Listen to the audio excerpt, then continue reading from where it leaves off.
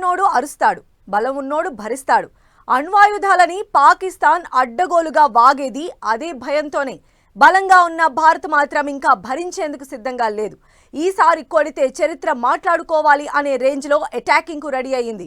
దీంతో పాక్ గుండెల్లో భయం మొదలైంది. ఆ టెన్షన్లో అడ్డగోలుగా మాట్లాడుతోంది, అణు బెదిరింపులకు దిగుతోంది. అయినా సరే భారత్ దూకుడు తగ్గించట్లేదు. ఇలాంటి పరిణామాల మధ్య పాక్ భారీ షాక్ ఇచ్చేందుకు అమెరికా సిద్ధమైందా? పాక్ అణు బాంబులను లాగేసుకోబోతోందా? అసలు వాటితో అమెరికాకు ఏంటి పని? ఎందుకు ఇదంతా నజర్ పెట్టింది? Watch this story.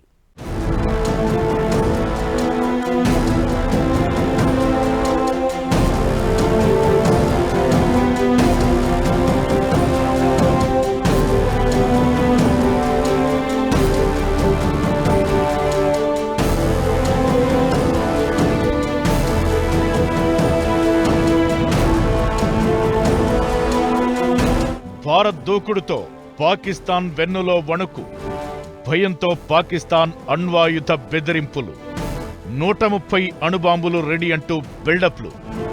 అణ్వాయుధాలను యుఎస్ లాగేసుకుంటుందా? పాక్కు భారీ షాక్ ఇచ్చేందుకు రెడీ అయ్యిందా? ఎందుకు యుఎస్ లాక్కోవాలని అనుకుంటోంది? పెహల్గాం ఘటనపై దేశమంతా రగిలిపోతోంది. ఉగ్రవాదులకు వాళ్లకు సపోర్ట్ చేస్తున్న పాకిస్తాన్కు బుద్ధి చెప్పాల్సిందే అంటూ అఖండ భారతావని నినదిస్తోంది. ఈసారి దెబ్బ అలా ఇలా కాదు, చరిత్ర గుర్తుంచుకోవాలనే రేంజ్లో పాకిస్తాన్కు షాక్ ఇచ్చేందుకు మోదీ సర్కార్ వ్యూహాలు రచిస్తోంది. సరిహద్దుల్లో భారత సైన్యం చేస్తున్న డ్రిల్ పాక్ గుండెల్లో రైళ్లు పరిగెట్టిస్తోంది. యుద్ధమంటూ జరిగితే భారత్ను ఎదురించడం కాదు కదా, అలా ఆలోచించే స్థాయి కూడా పాకిస్తాన్కు లేదు. దీంతో రోజు రోజుకు భయం పెరుగుతోంది. ఈ భయంతో అర్థం లేని వాగుడు వాగుతోంది పాక్. అణు ఆయుధాల బెదిరింపులకు దిగుతోంది.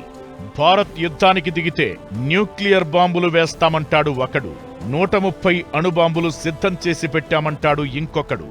ఇలా భయంతో భారత్ను మరింత రెచ్చగొడుతూ పరిస్థితిని మరింత క్రిటికల్ గా మార్చుకుంటున్నారు. ఇలాంటి పరిణామాల మధ్య అమెరికా భారీ ప్లాన్ చేస్తోంది. పాక్ అణుబాంబులను లాగేసుకోవాలని ప్లాన్ చేస్తోందనే చర్చ వినిపిస్తోంది. యుద్ధమే జరిగితే భారత్కు కనీసం పోటీ ఇచ్చే పరిస్థితుల్లో లేకున్నా పాక్ నేతలు మేకపోతు గాంభీర్యం ప్రదర్శిస్తూ ప్రపంచం ముందు తమ అజ్ఞానాన్ని ప్రదర్శిస్తున్నారు. రెండు దేశాల మధ్య ఉద్రిక్తతలు కొనసాగుతున్న వేళ భారత్ ఏ క్షణమైనా దాడి చేయవచ్చన్న పాక్ రక్షణ మంత్రి ఖవాజా ఆసిఫ్ తమ దేశ ఉనికికి ప్రత్యక్ష ముప్పు ఏర్పడితే అణ్వాయుధాలు ప్రయోగించడానికి సిద్ధమంటూ వెళ్లపిచ్చారు. ఇక పాకిస్తాన్ దగ్గరున్న అణ్వాయుధాలు ప్రదర్శన కోసం కాదని, రెచ్చగొడితే దాడి చేయడానికి సిద్ధంగా ఉన్నామని పాక్ మరో మంత్రి హనీఫ్ అబ్బాసీ అడ్డగోలు వాగుడు వాగాడు. ఘోరీ, షాహీన్, గజ్నవీ క్షిపణుల వంటి 130 అణ్వాయుధాలను కేవలం భారత్ కోసమే దాచి ఉంచామని సంచలన వ్యాఖ్యలు చేశారు. పాక్ నేతల మాటలన్నీ భయంతో మాట్లాడినవే. అయితే దీన్ని లైట్ తీసుకోవడానికి లేదు. రెండు అణ్వాయుధ దేశాలు యుద్ధం చేస్తే తీవ్ర పరిణామాలకు దారితీస్తాయి. ఆ ప్రభావం రెండు దేశాలు మాత్రమే కాదు, అంతర్జాతీయ సమాజంపైన చూపిస్తుంది. నో ఫస్ట్ యూజ్ పాలసీని భారత్ ఫాలో అవుతుంది. సమస్య అంతా పాకిస్తాన్తోనే, పైగా ఆ దేశంలో నిర్ణయాలు ఆర్మీవి.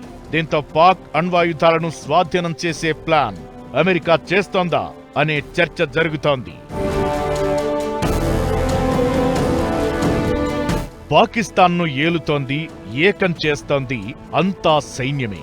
ప్రభుత్వాలను డిసైడ్ చేయడమే కాదు, ప్రభుత్వాలను కీలుబొమ్మలా మార్చుతుంటుంది. అలాంటి సైన్యం ఉగ్రవాదులను పెంచి పోషిస్తోంది. ఇదే ఇప్పుడు అమెరికా టెన్షన్ కు కారణం. అణు ఆయుధాలను స్వాధీనం చేసుకోవాలన్న ఆలోచనకు, ప్రణాళికకు కారణం కూడా అదే. నిజానికిది ఇప్పటి ఆలోచన కాదు, దశాబ్దం కిందే మొదలైంది. పాకిస్తాన్ అణ్వాయుధాలను స్వాధీనం చేసుకునేందుకు 2011లోనే అమెరికా ప్రణాళికలు రచించింది. అమెరికాకు కాని, మిత్ర దేశాలకు కాని హాని ఉందని తెలిస్తే అణ్వాయుధాలను స్వాధీనం చేసుకునేలా ప్లాన్ సిద్ధం చేసింది. నిజానికి బిన్ లాడెన్ మరణం తరువాత పాకిస్తాన్ అణు ఆయుధాల భద్రతపై అమెరికాకు మరిన్ని అనుమానాలు పెరిగాయి. ఆ సమయంలో పాకిస్తాన్ ప్రభుత్వ నియంత్రణలో లేని అణు ఆయుధాల గురించి, వాటిలో ఉగ్రవాద సంస్థల పాత్ర గురించి అమెరికన్ సైనిక అధికారులు ప్రభుత్వ పెద్దలను హెచ్చరించినట్లు ప్రచారం జరిగింది. దీంతో వాటిని స్వాధీనం చేసుకునేందుకు అమెరికా అప్పట్లోనే ప్లాన్ చేసినట్లు చర్చ వినిపించింది. అమెరికా కూడా కొంచెం భయపడుతుంది. కారణం ఏంటి అంటే అసలు పాకిస్తాన్కి అణ్వాయుధాలు సప్లై చేసింది అమెరికానే. ఒకవేళ పాకిస్తాన్ గనక అణ్వాయుధాలు గనక ప్రయోగించినట్లయితే అది అమెరికాకి కూడా చెడ్డ పేరు. కాబట్టి ఆ అణ్వాయుధాలని వెనక్కి తీసుకోవాల్సినటువంటి అవసరం అమెరికాకి ఎంతైనా ఉందండి. అదేవిధంగా మనం చూసుకుంటే మనకి ఈ అణ్వాయుధాలు ప్రయోగించడం అనేటువంటిది ఎవరికైనా సరే లాస్ట్ ప్రయారిటీ అండి. అంటే వాళ్ళు ఒప్పుకోకనే ఒప్పుకుంటున్నారు.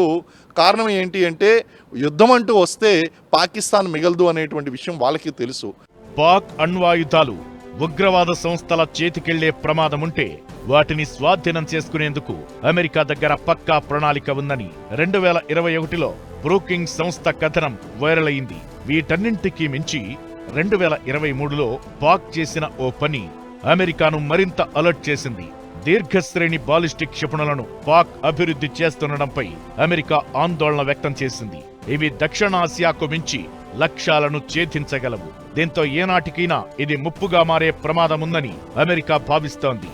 ఇలాంటి పరిణామాల మధ్య పాక్ అమెరికా సంబంధాలు వీక్ కావడం స్టార్ట్ అయ్యాయి. అయితే ఇప్పుడు భారత్తో ఉద్రిక్తతల వేళ, పాకిస్తాన్ అణ్వాయుధాలపై ప్రకటనలు చేస్తున్న వేళ గతంలో అమెరికా ఆలోచనలపై చర్చ జరుగుతోంది. పాక్ అణ్వాయుధాలను అమెరికా స్వాధీనం చేసుకునే అవకాశాలున్నాయా అనే చర్చ జరుగుతోంది. అణ్వాయుధాలు ఎక్కడ ఉన్నాయో ఎవరికీ తెలియవని పాకిస్తాన్ అంటోంది. అయితే వాటిని స్వాధీనం చేసుకునే రహస్య ప్రణాళిక అమెరికా దగ్గర ఉందని నివేదికలు చెబుతున్నాయి. ఉగ్రవాద సంస్థలు, అస్థిర పరిస్థితులతో ఆ ఆయుధాలు తప్పు చేతుల్లోకి వెళ్లే ప్రమాదం ఉంటుంది. అలాంటి సమయంలో స్వాధీనం చేసుకునే అవకాశాలు ఉంటాయి. అయితే ఈ ప్రణాళికలు అత్యంత రహస్యంగా ఉంటాయి. పాకిస్తాన్ అణ్వాస్త్ర పరీక్షలపై అమెరికా ఎప్పుడూ ఓ కన్నేసే ఉంచుతోంది.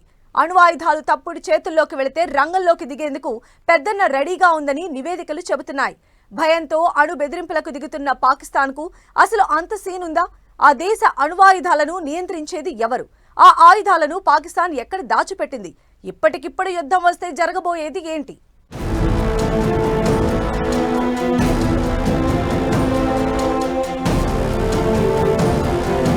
పాక్ అణ్వాయుధాలను ఎవరు కంట్రోల్ చేస్తారు? అణ్వాయుధాలను పాక్ ఎక్కడ దాచిపెట్టింది? తేడా వస్తే అమెరికా రంగంలోకి దిగుతుందా? ప్రణాళిక అమలు చేసి అంతా లాగేసుకుంటుందా? అసలు ఈ విషయంలో భారత్కు పాక్ పోటీనేనా?